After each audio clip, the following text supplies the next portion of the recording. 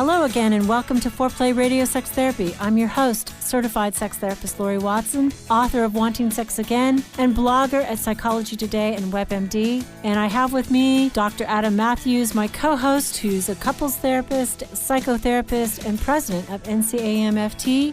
Foreplay is dedicated to helping couples keep it hot. Thanks for listening. Now on to today's topic.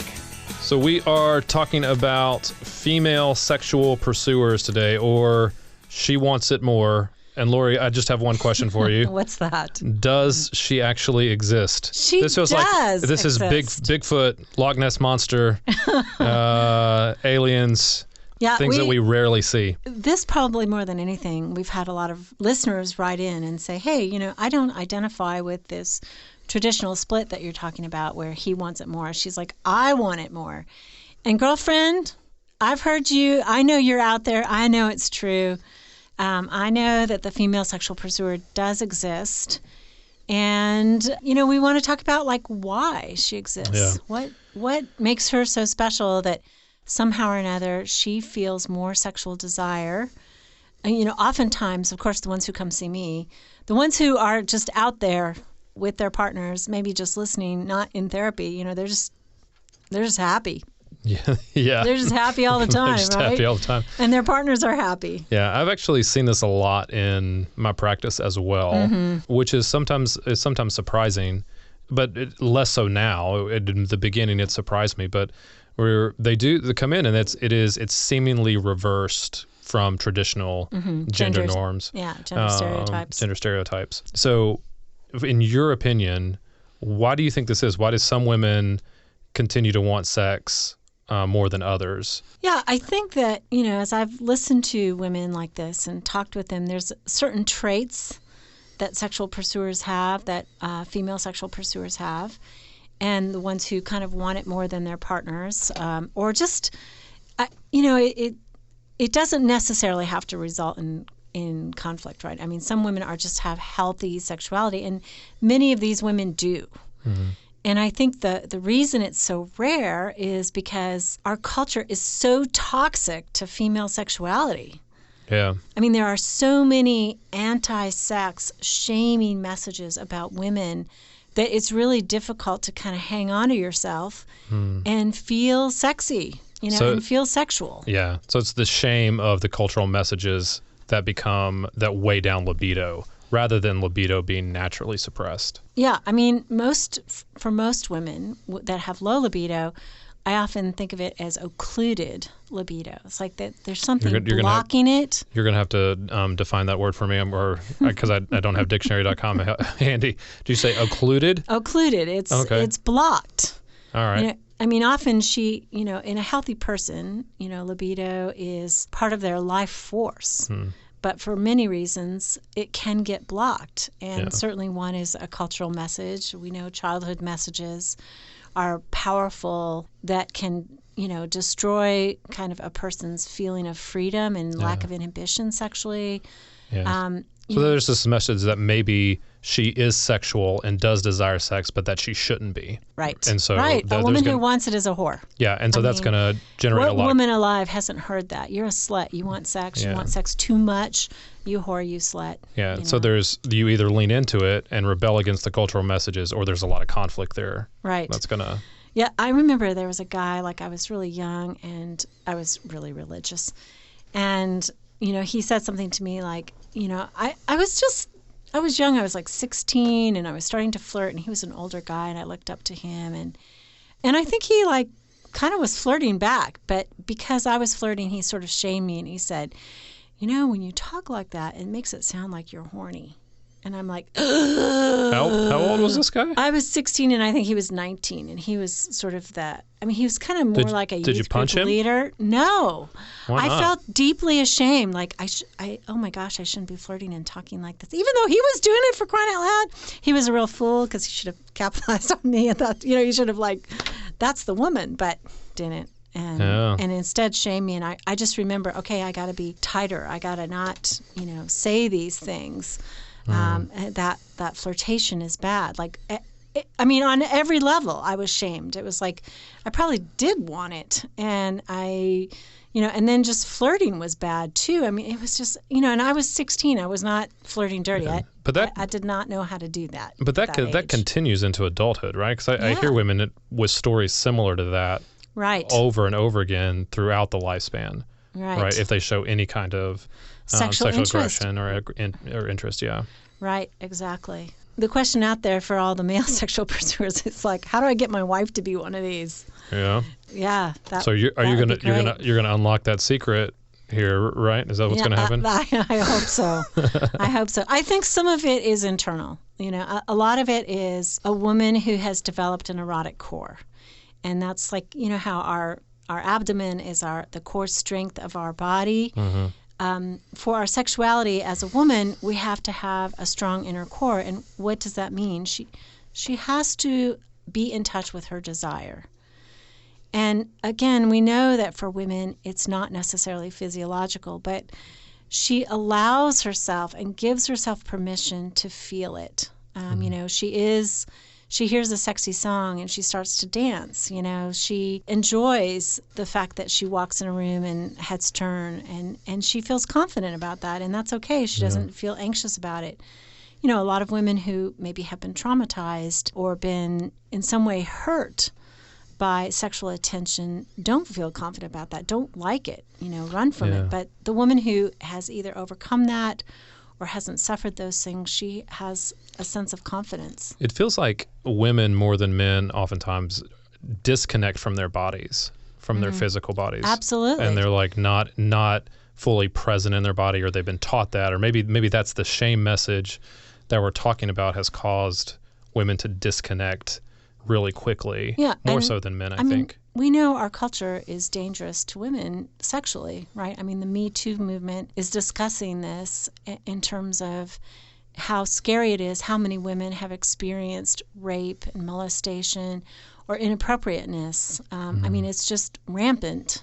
And certainly, boys as well. We know boys have been victims sexually too. We don't mean to leave you out there. We know that. Yeah, but I mean, trauma definitely does that for both men and women. It can take them out of their bodies, for sure. Right, but I think there's other things for women especially. That being weaker, I think it's hard to comprehend how that feels. I mean, when I was a girl, I remember being in my home and there were construction workers who were men, strong men, and they would whistle at me, and they'd make a lot of comments that were sexual innuendos. And just getting out of my car to walk to my house, I felt afraid. It was like having a visible female body. I had a fear level, whereas I think men, because of their strength, don't have that. Anyway, I want to go back to what feels good, what is the erotic core. I think a woman who wants it voices her need. She is confident about saying, this is what I like, this is the way I like it, and she doesn't apologize for that. I would say maybe on the negative side, college girls and hookups, are they really voicing their need? I don't get it. Because so many men talk about, hit it and quit it. They want to just have sex and they don't care about her needs. And she doesn't feel comfortable talking about her needs until she's in relationship and he asks. But I think a woman who wants it and has a solid core tells, this is what I like. And isn't ashamed of knowing that about her body. I mean, so many women feel ashamed and they're like, well, he's supposed to know. I'm not supposed to have to tell him. It's like, no, girlfriend, you are. You're supposed to tell him. Yeah. You really are. I think a woman who wants it more or wants it and is healthy feels comfortable with initiation. She can say, this is what I like. Let's do it now. And she's confident in saying, now's my time. I'm ready for that. But again, that's going back to she knows her body. She's connected with her body.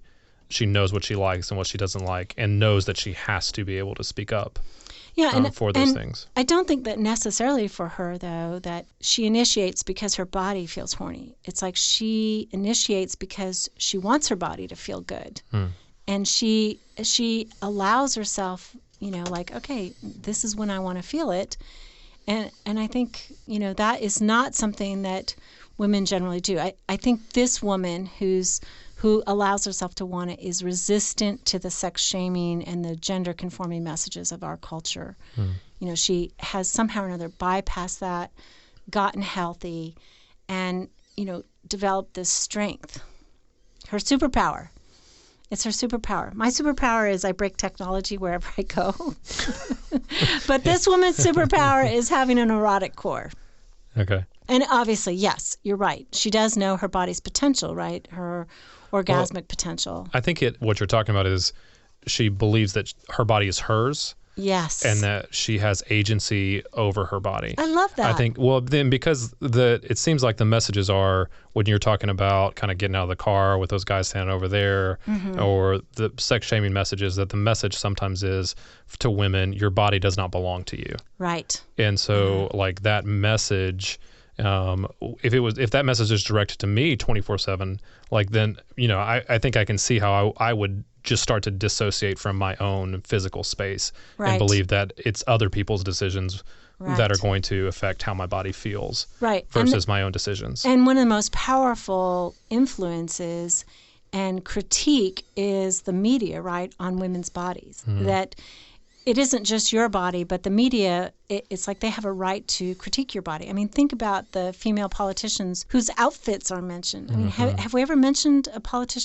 male, what his suit is, what fabric it is, or, no. It's like how she dresses, how she looks is commented on in every realm. It's like she doesn't belong to herself. It's not about her. It's about how she looks. And then there's this industry, this beauty industry that says, with false images, and you don't look so good. I mean, they spend a fortune, literally billions of dollars, to tell women they don't look good and that they need their product.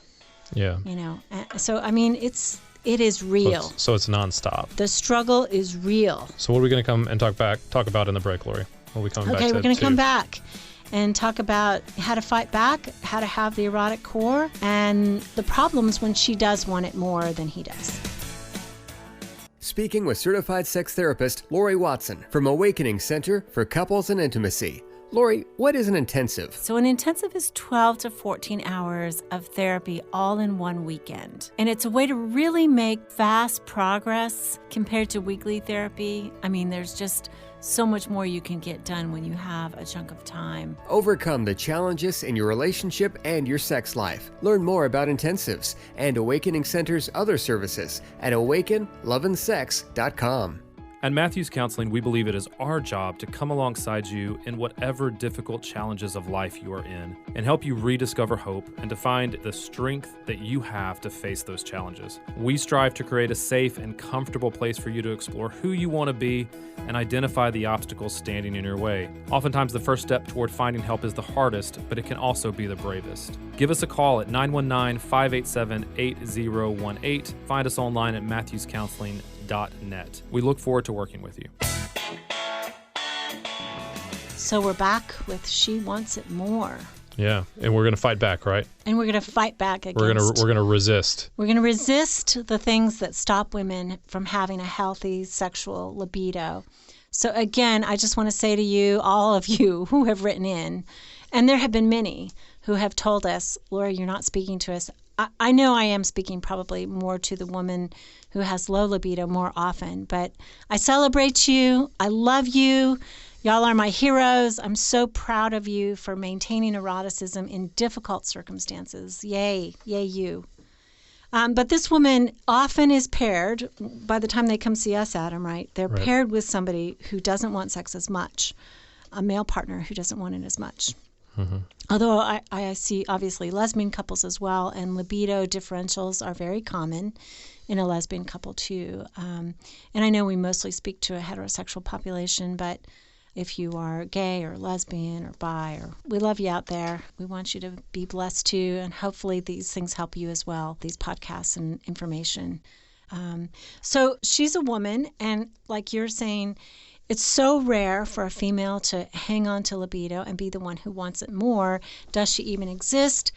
And the culture tells her that there's something wrong with her. One, she's a slut, or two, if her partner doesn't want her, then there must be something wrong, right? Because every woman has the power of the P, and she wields that over men. And so if she's unwanted, it must mean ... she's unattractive. And we know that a woman who believes she's unattractive shuts down oftentimes her libido. So this woman is somehow or another fighting a cultural message, fighting the presumption that her husband doesn't find her attractive, and still maintaining libido. I mean, it's a struggle. But I mean, I think many of them say, I'm at a cocktail party, and there's a lot of women there who say, oh gosh, my husband's always pawing at me, and I just wish he'd quit. Is that all he ever thinks about? And she's silent. I mean, women who have low libido have camaraderie. They have support. And men, right, who have low libido wives have support. Yeah. But is there ever a man out there who says to his buddies, gosh, my wife is just all over me all the time. I just can't stand it. I never really want to have sex. No, he's not going to say that. No. And it's going to make him, that probably is a source of shame for him as well, if he feels like she wants it more than he does. Well, I think there's many reasons that men don't want it as much as she does. Sure. I think that's a possibility. Sure, absolutely. That he feels ashamed of this difference, right? Yeah. Doesn't know how to talk about it. But I think the big one for her is she is out of step with her peer group, out of step with other women, and there's nobody to talk about it to, so she feels isolated, can feel like a freak, or maybe, God willing, she knows she's healthy and that somehow or another there's something wrong between them, certainly, but it's not her libido, And I'm not talking about the woman who is, maybe a borderline woman, which is a personality disorder, who is promiscuous. I'm talking about the woman with partner-specific desires. She wants her partner, and he doesn't want her. And she can become a pursuer just like a male sexual pursuer, and that can result in this angry, arguing cycle with her partner. Why don't you want me? What's wrong with me? Don't you love me? I mean, it can just go ad nauseum, and depending on why he's withdrawn, that can exacerbate things. He often withdraws. Maybe he says he withdraws because of her anger. I know that with so many women that I've seen like this, they say, their partner comes in and says, well, I would want to have sex with her, but right when the moment is ready, she gets mad at me. And of course, I mean, this is so complicated, but oftentimes maybe he's triggered her to be angry. Then he initiates, and she doesn't want it. And he says, see, I do initiate sometimes, but it's very subtle and often very toxic, And then when she says, you're never ready for me, you never want it. I mean, there can be a million reasons. I remember one woman who was beautiful, and I got to just say, to fight for these women, many of them who have come through my office are beautiful, are fit, are intelligent, lovely women. So please, if you are a woman who wants it more, know that I've seen you. I know what you look like. I don't think it's that you're unattractive. But they want it. And this one woman came up to her husband. She's gorgeous. She's naked, comes up behind him while he's brushing his teeth, puts her arms around him, and he's starts giggling. It's like instead of having a response of woohoo, he goes into a child state, and this was just one of the bazillion defenses that he used. And he would often turn around angry, like, what do you want? You always, why now? Or I'm tired, or this, that, and the other thing. And I mean, it can be a real difficult challenge. I would say that the female pursuer and the male distancer is a harder pattern to break than the male sexual pursuer and the female distancer, because it's countercultural. And a man who does not want a woman is usually overriding his testosterone. So he does have drive most of the time. I mean, I would say that's the first thing I would ask for if I were a female sexual pursuer, and to say, and I have certainly identified as that. I remember when I was young, we have worked it out, but in the beginning there were many reasons for that, and I just thought men drop the briefcase at the door and we're ready to go. And my husband was like that guy who wanted wine and dinner. It's like he really wanted connection before he wanted sex. And so there was, a lot of differences that I had to learn. But I think for many women, first call is to say, go ahead and get your testosterone checked. I'm going to need you to do that. And I would like to talk about maybe how to have that conversation so it gets away from the nagging and the begging and all of that. So if you got a female pursuer and a male distancer, what would you do with them? How would you help them solve that particular dynamic where she's getting more of what she wants and where they're having more sex together in particular? Well, remember, as a pursuer, you want to take the pressure off.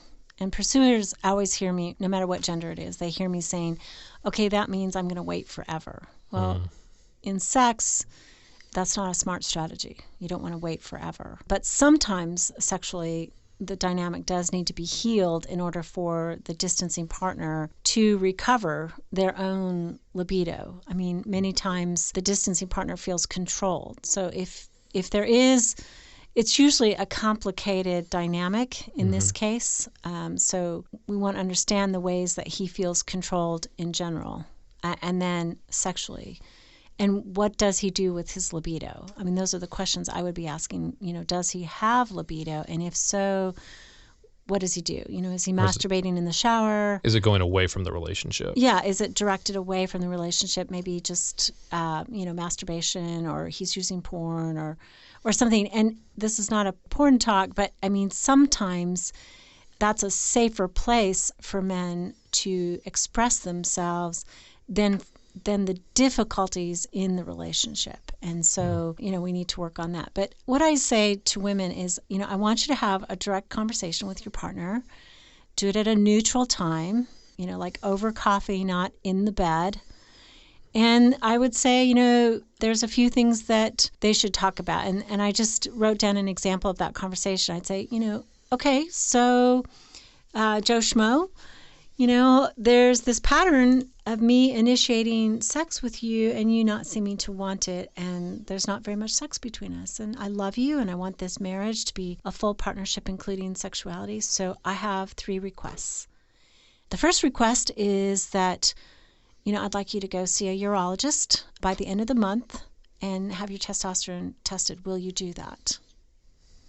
So when we make a direct request, we make it time limited. We make it very specific, and we ask for a yes or a no. So the person agrees or they don't. Again, in later life, sometimes male withdrawal from the relationship sexually is often due to ED. He's got it crazy in his head that all women want is a hard penis. And so since he doesn't feel like he can provide that, he backs up. But that is not all women want, just for the record. The second question that I think she should ask is, would you be willing to please me as a willing partner when you don't even have the need for orgasm? Would you participate? And I think about the bazillions of women throughout history who have said, yeah, let's do a quickie. They're a willing partner, and they go for it. So that doesn't mean he has to have an erection to do this, right? He can do this manually or with oral sex. He can hold her while she uses a vibrator. Whatever turns them on, he can still do and give her pleasure and feel warm and loving and giving to her without experiencing desire himself. Yeah. And then the third thing would be, if we can't resolve this, would you be willing to see a sex therapist with me to work this out? And again, you're waiting for a yes or a no, because this chronic problem kind of has to be nailed down, so to speak. You have to get some traction on it. So I would be looking for the yes and the no, and then measuring what that means. If it's yes, okay, let's say in 6 months, if doing these first 2 things, you seen a urologist and just pleasing me when you don't necessarily have desire yourself, doesn't seem to work for us, then by January, let's go see a sex therapist. Are you agreed to that? Yes. Yeah. Does that make sense? I think it does. I think she has to be careful in that sense of not blaming him for the problem. If you're going to ask him to go see a urologist, just do so in a way that is understanding of this is a common thing that happens in life. It's not it's not necessarily something that's broken in him, and specifically, it's not something that's broken in his manhood. Or it's not his fault. It's not his fault. If he, particularly, this is the man who says, I just don't feel any desire, and he's not necessarily siphoning it off in any other direction. I mean, it's logical to expect that there might be a testosterone problem, and, going to get that checked out is really useful for him as well, because men who have low T often have depression issues, energy issues, they have trouble building muscle mass. I mean, it's a kind thing to do, and I think, sometimes women need to push men to go to the doctor. Sometimes. Yeah, okay. Just remember. Okay, so that's the conversation. But again, high desire women, I celebrate you. You can now call in your questions to the Foreplay question voicemail. Dial 833-MY-4PLAY. That's 833-4-PLAY. And we'll use the questions for our mailbag episodes. Hey, help us stay on top here at Foreplay. We'd love it if you would subscribe and share it with your friends. And please take 1 sec and rate and review us. Thanks so much. All content is for entertainment purposes only and should not be considered as a substitute for therapy